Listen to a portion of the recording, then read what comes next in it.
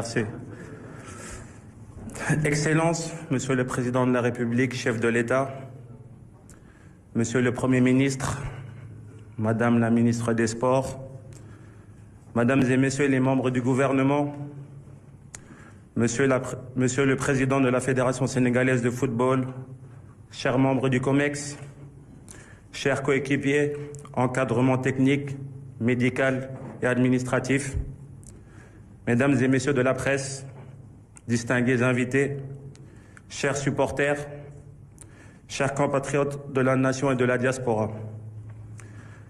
Permettez-moi tout d'abord, à l'entame de mon propos, Monsieur le Président, de saluer la libération de nos supporters.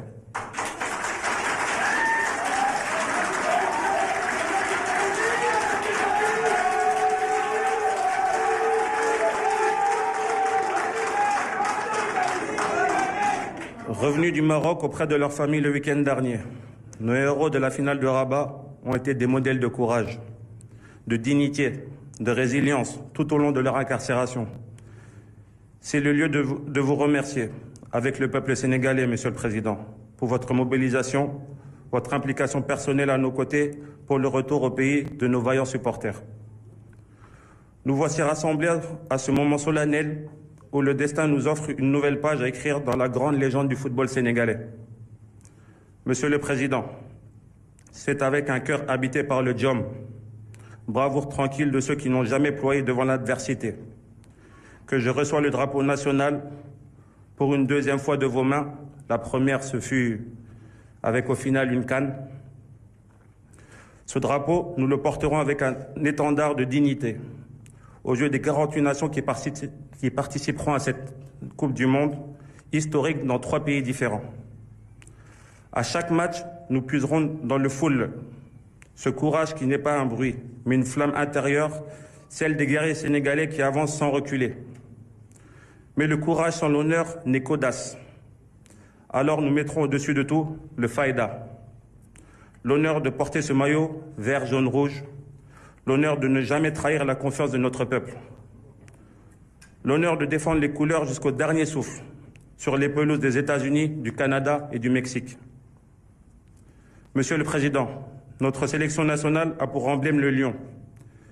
Mais le lion, dans sa majesté, ne règne pas seul. Il règne avec la force de son clan, avec la puissance de son territoire. Cette puissance, celle du baobab, notre arbre symbole. Le baobab ne fait pas de bruit, mais il résiste aux tempêtes. Ses racines plongent profondément dans la terre de nos ancêtres. Et son ombre rassemble tout un pays, toute une nation. Nous serons ce baobab sur le terrain, enracinés dans nos valeurs, immuables face aux épreuves, généreux dans l'effort, rassembleurs par l'esprit, car notre devise que nous portons gravée dans nos âmes, un peuple, un but, une foi. C'est le gage de notre unité et notre force indéfectible.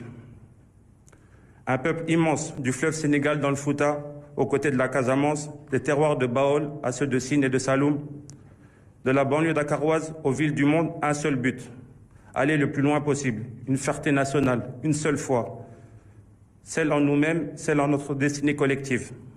Monsieur le Président, lorsque nous entrerons dans les stades d'Amérique, nous serons 26 lions debout. Mais en vérité, derrière chaque lion, il y aura tout le Sénégal. Nous jouerons avec la bravoure du Djom, la ténacité de Foule et la noblesse du Faïda. Nous planterons notre baobab sur chaque pelouse et par nos actions, nous ferons rugir le lion. À la veille de notre départ, nous faisons cette promesse. Nous ferons tout pour vous faire honneur.